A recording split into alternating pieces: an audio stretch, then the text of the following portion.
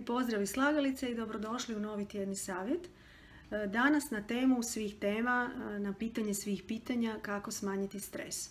Dajem vam 3 prijedloga za odluke ili još bolje izbore koje možete donijeti, koje biste trebali donijeti čim pogledate ovaj video i uživati u efektima rapidnog pada nivoa stresa. Iznenadit ćete se. To odluke i izbore koje ću vam ovdje opisati, odnosno navesti, donijela sam sama još davnih dana. U nekima sam se iznenadila više, u nekima manje. Međutim, oni su održivi, oni su korisni i oni su, rekla bih, univerzalni. Prvo i osnovno, prestanite gledati vijesti. Prestanite uopće paliti televizor u vrijeme vijesti. Važne vijesti za vaš život, poslovni, privatni, za nekakve eventualne opasnosti, važne posljedice po vaš život saznaćete ovako i onako.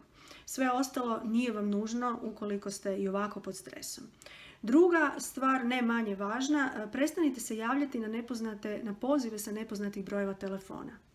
Dakle, tko vas treba u poslovnom, privatnom životu, tko s vama inače komunicira, tko o vama ovisi ili vi o njemu, znaće i uvijek moći doći do vas. Značite kad vas treba netko nazvati, uglavnom važne pozive u životu i u danu i onako očekujete.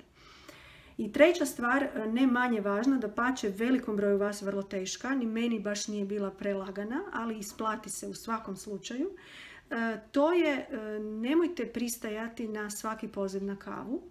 Dakle, u svako vrijeme, u bilo koje doba i sa bilo kim. Vodite računa s kim provodite svoje vrijeme, s kojim ljudima i kakvim ljudima se okružujete i puno važnije od toga možda o kojim temama uopće razgovarate i na koji način provodite te kave. Ovo su samo 3, ima ih naravno bezbroj.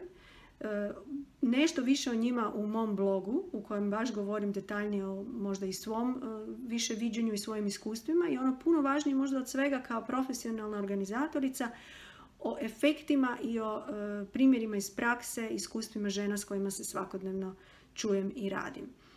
Link je u opisu videa. Hvala vam na praćenju mojih savjeta i vidimo se sljedeći tjedan. Lijepi pozdrav!